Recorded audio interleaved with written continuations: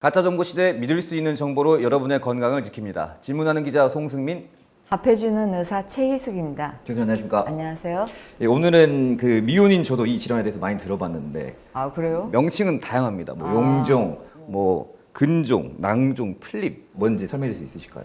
간단하게 보이면 이게 이제 자궁이거든요. 네. 자궁에서 자궁 내막, 그러니까 우리가 착상을 하는 부위죠. 네. 임신을 하는 부위. 이쪽에 생긴 혹이 이제 어떤 이게 용종이라고 단순하게 말씀드리는 거고, 네. 이 근층, 자궁 근층에 생기는 것을 대표적으로 이제 근종이 있죠. 네. 그리고 이 난소, 양측이 있죠. 이 난소에 이제 물이 차는 그게 이제 낭종, 무록 이런 식으로 부르게 되는 것이죠. 세 가지가 다 다른 것이죠. 다른 것이죠. 네. 생기는 부위가 다르기 때문에. 그럼 이제 근종도 여러 가지 종류가 있다고 하더라고요. 네, 근종이 이제 자궁이 이렇게 있잖아요. 네. 근데 이게 근층이에요. 그래서 자궁의 이 근층에 생기는 부위에 따라서 총 세 가지로 나누게 되는데 네. 이렇게 장막이라고 해서 이 바로 위에 이렇게 생기는 것을 우리가 장막하 근종, 그리고 이 근층의 가운데 이렇게 근층에서 파생되는 이런 근종을 근층 내 근종, 그리고 네. 이 점막, 이 자궁 내막에 생기는 근종을 점막하 근종이라고 하죠. 용종, 난종, 근종이 다 다른 것인데 네. 어떤 질환이 가장 여성의 몸에 좋지 않은 질환일까요?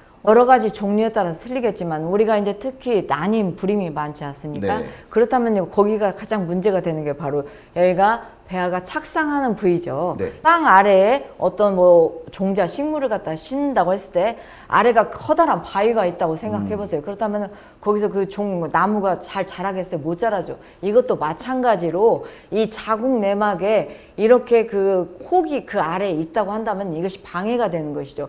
그래서 점막하 근종이라든지 자궁 내막 용종은 우리가 불임, 난임 처음 내원했을 때 반드시 초음파 영상으로 우리가 확인을 하는 부위예요. 그래서 용종이나 점막하 근종은 이것을 제거를 했을 때 임신 확률 50% 증가를 해요. 네. 그래서 이것은 잘 제거를 해야 돼요. 그래서 우리가 보통 이것을 제거를 하는 방법은 자궁 내막 용종은 위내시경 하듯이 자궁경 수술이라고 있어요. 이것은 네. 간단한 수술이라기보다도 시술에 가깝거든요. 그냥 바로 입원을 하셔가지고 자궁 내를 갖다 카메라를 보면서 이거를 제거를 하는 거예요. 네. 그래서 이거는 간단하게 받을 수 있는 것이고, 자궁 점막하 근종인 근종, 네. 이것은 이제 출혈을 가장 많이 일으키는 거예요. 그래서 빈혈, 생리 과다. 그래서 그런 환자에 있어서 초음파로 봤을 때 이 점막하 근종이 보인다고 한다면 이런 환자는 임신이 될 확률이 굉장히 지극히 떨어지는 것이죠.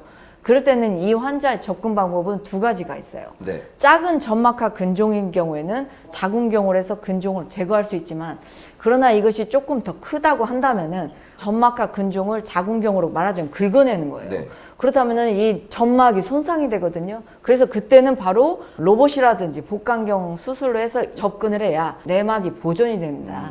점막하 근종으로 해서 자궁경으로 수술해서 불임이 되는 경우도 사실은 있기 때문에 이런 부분에 대해서는 정말 미혼인 여성들은 조심을 해야 되는 부분이죠. 요즘 이런 질환으로 병원을 찾는 이들이 많은데 예를 들어 불규칙한 생리, 그렇죠. 과다한 생리혈, 네. 아니면 과한 생리통까지도 이렇게 좀 유발되잖아요. 네. 좀 어떤가요, 좀 환자들이? 아가씨들이 거의 막 17cm 된 근종을 모르고도 오거든요. 사실 네. 무증상인 경우도 있어요. 그래서 가장 첫 번째는 이제 정기적인 산부인과 진료를 받는 게 너무 중요해요. 특히 어떤 생리통이 가장 첫 번째 증상이거든요. 네.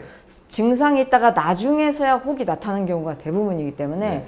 그래서 생리통이 너무 극심해지거나 점점 심해지는 생리통이 있다 한다면은 산부인과 진료를 반드시 받아보는 것이 굉장히 중요합니다. 그래서 조기 진단을 해서 조기 처치를 하는 게 나중에 난임으로도 될 수 있고 여러 가지 문제가 심각해질 예. 수 있기 때문에 네. 항상 뭐든지 질환은 진행이 되기 전에 아는 게 가장 중요하거든요. 네. 그래서 산부인과 진료를 받는 게 가장 중요합니다. 그래서 교수님, 그러면 임신 중에도 갑자기 근종이 생기는 경우도 있나요? 그러진 않고요. 그건 원래 아니고요. 있던 근종이 네. 임신 1분기 때는 갑자기 커질 수가 있거든요. 네. 그리고 통증으로 인해서 결국 조산의 위험성은 증가하는 것이죠. 그렇지만 진통제라든가 수축 억제제를 쓰면서 이렇게 보면은 나중에 자연스럽고 그 통증이 이제 사라지면서 진행이 되기 때문에 크게 근종이 위험하지는 않아요. 네, 그리고 새로 생기거나 그러진 않아요. 네. 네? 여성분들께서 근종을 방치하면 암이 될 수 있다라고 생각도 하시는데 이거 맞는 말인가요?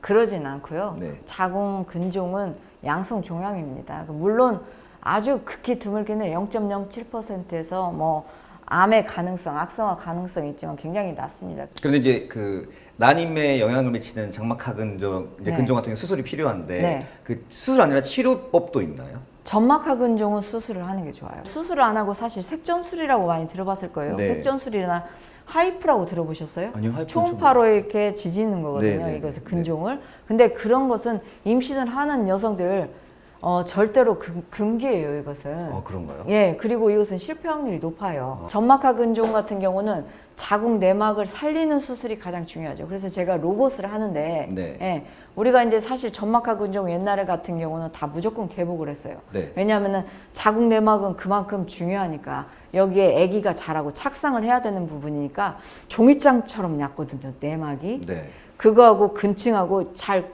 연결을 꼬매줘야 돼요. 잘 봉합을 해줘야 돼요.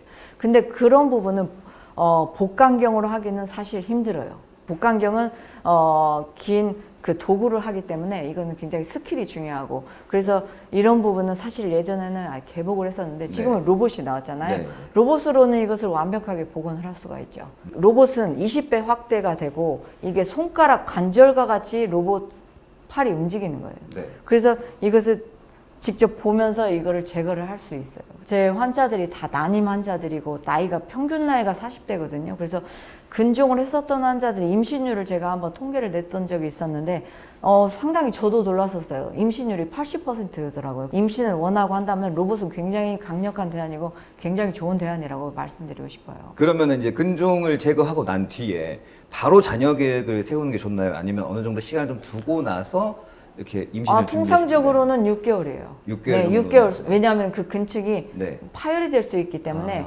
이 근층이 다시 이렇게 붓고 네. 이렇게 정상화 됐을 때 네. 이때 6개월 최소 기다려주거든요. 네. 그러고 나서 임신 시도하면 돼요. 회복할 시간을 준 뒤에 그렇죠. 자녀 계획을 세우는 네. 거네요. 그럼 재발이 흔한 질병인 것 같아요. 당연히 재발이 흔하죠. 그럼 예방은 어떻게 해야 됩니까? 모든 환자들이 뭐 1년 뒤에 봤는데 다시 또 재발했어요. 2년 뒤 이런 것들이 아마 굉장히 많을 거예요. 왜냐하면은 자궁 근종은 아까도 말씀드렸다시피 여성호르몬 에스트로겐의 의존성 있는 양성 종양이거든요. 네. 그렇다면 우리가 배란을 했을 때 배란기를 거쳤을 때 우리가 에스트로겐이 우리가 혈중 그 레벨이 한 200에서 400까지 증가를 하거든요. 그래서 우리가 배란기 때 우리가 통상적으로 한 달에 한 번씩 여성들은 배란을 하잖아요. 그때 200에서 400까지 한 2주 정도는 그렇게 2주에서 3주 길게는 이런 식으로 계속 올라가 있거든요. 그러니까 생리를 하면 할수록 이 여성 호르몬에 얘네들이 자극을 받기 때문에 이게 크기가 증가하고 개수가 점점 더 많아지는 거거든요. 그래서 결국 이런 환자들에서 가장 제가 처방하는 것은 피임약이에요. 피임약은 바로 여성 호르몬을 한 일률적으로 한 50 정도로 이렇게 유지를 하는 것이거든요. 근종 수술을 하고 다음에 임신을 원하는 여성들은 피임약을 먹는 게 맞죠. 그 불임을 유발하는 질병 중에 질환 중에 그 난소낭종이 또 있다고 하는데 네. 이 질환은 뭔가요? 가장 많은 게 이제 자궁내막증이죠. 자궁내막증. 자궁내막증. 이게 네. 난소낭종. 네. 그래서 이게 이제 자궁내막증이 한 20% 젊은 여성들이 많이 생기는 거고 네. 불임 환자에서는 거의 60%에 육박할 정도로 이 자궁내막증이 동반돼 있다 이렇게 보고 있거든요. 그래서 굉장히 여기 난소에 심각한- 낭종이 생겨요. 그렇죠. 그게 염증 질환이에요. 그래서 염증 이것이 질환이요? 난소에 피가 고이고 피로 이렇게 종양이 생기면서 이게 염증 질환이기 때문에 장기며 자궁이며 이런 쪽을 다 침범해서 이게 유착 질환이거든요. 완전히 그 정상적인 해부학적 구조를 네. 망가뜨리는. 그래서 이게 이제 난임하고 굉장히 연관이 있습니다. 네, 그래서 이것을 제가 이제 지금 거의 그 로봇으로 이것을 수술을 하거든요. 그러면 이제 유착 질환이다 보니까 제거하는 게 쉽지 않을 것 같은데 당연히 제거할 수 그렇죠. 있나요? 이게 유착이기 때문에 장기 손상 가능성이 있는 질환이에요. 네. 수술을 했을 때. 그러니까 장이라든가 어떤 특히 난소의 손상을 많이 받죠. 그러니까 우리가 난소가 굉장히 한 조그만 하거든요. 4 곱하기 5cm니까 이 정도 되는데 아주 조그맘에도 불구하고 이게 혈관이 굉장히 많이 발달돼 있어요. 네. 이게. 네. 그래서 왜냐하면 호르몬도 분비하고 매달 그 난소낭종 배란이라는 것을 하기 때문에 네. 이게 굉장히 활발하게 그 역동적으로 움직이는 기관이거든요. 그래서 이거를 난소낭종을 제거를 했을 때 이제 정상적인 난소 조직만 남게 되잖아요. 네. 이때 이 난소 폭을 제거하고 난 자리에서 혈관이 다 열리게 되는 거예요. 이때 출혈이 있는 거거든요. 이 출혈을 어떻게 지혈시키느냐가 이 남아있는 정상 난소가 어떻게 기능을 하느냐 이걸 결정한다고 보시면 돼요. 그러면 가장 좋은 방법이 이제 가장 쉽게 의사들이 선택하는 방법이 소작술이에요. 이렇게 전기로 지지는 거거든요. 네, 네. 그럼 우리가 알다시피 피부를 지지면 어떻게 되겠어요? 이게 다시 회복이 그대로 안 되죠. 네. 회복이 안 되죠. 이것도 마찬가지예요. 영구적인 손상. 그래서 가장 뭐 지금까지 나온 것은 이 소작술이 가장 난소 기능 손상을 가장 치명적으로 입히고 이렇게 보고가 되고 있거든요. 네. 그래서 그나마 이제 하는 방법이 이제 소작을 좀 하고 봉합을 하는 거예요. 난소를 크게 봉합시키는 것인데 제가 하는 방법은 이제 로봇인데 로봇이 네. 아까도 말씀드렸다시피 20배 확대되고 그리고 관절 운동이 돼요. 어떤 식으로 이렇게 봉합을 하길래 유착이 봉합은 이제 그 난소가 봉합이 이렇게 잘 있잖아요. 네, 네. 난소가 있으면 난자는 바로 난소 겉껍질에 있거든요. 그게 네. 우리가 콜텍스라고 하는 표피의 부분 다 있거든요. 근데 여기를 지지게 되거나 여기를 꼬매게 되면 이것이 지지면 손상이고 그래서 난자 수가 줄어드는 것이죠. 네, 예, 저 같은 경우는 이것을 안쪽만 꼬매요. 미세한 실로. 그래서 안쪽만 꼬매서 이 난자에 어떠한 그 어떤 물리적인 힘도 가하지도 않고 수술 전보다도 수술하고 나서 오히려 더 난소 기능이 올라간 환자들이 많아요. 그래서 제가 이 수술 방법이 사실은 맞다고 보고 있습니다. 그래서 최소 손상하는 미세 수술이라고 보죠. 제가 이 수술법을 해서 지금 그 굉장히 좋은 효과를 환자들한테 보고 있습니다. 근데 그러면 낭종이 있는지 없는지 본인이 알 수 있는 방법도 있나요? 그거는 이제 제가 아까도 말씀드렸죠. 네. 자궁내막증은 특징적으로 바로 생리통이거든요. 네. 근데 이게 생리통이 자궁내막증이 이미 초음파로 보인다는 것은 3단계, 4단계로 이미 진행이 된 거예요. 1, 2단계는 어떤 형태? 1, 2단계는 초음파로 볼 수가 없어요. 아. 자궁내막증은. 네. 그래서 그때는 생리통이거든요. 네. 그래서 반드시 생리통을 그냥 무시하지 말라. 젊은 여성들 생리통 있으면 반드시 한 번 정도는 진료를 보라. 네. 그리고 가족력으로 누군가가 자궁내막증이나 어떤 어머니가 자궁 근종, 또 성근증 이런 것들이 있다고 한다면은 반드시 진료를 보라고 말씀드리고 싶어요. 네, 알겠습니다. 마지막으로 네. 그 혹시 이런 증상이 있다면 꼭 병원을 와야 된다. 제가 당부하실 말씀이 있다면. 첫 번째는 제가 말씀드린 건 생리통이죠. 네. 아시겠죠?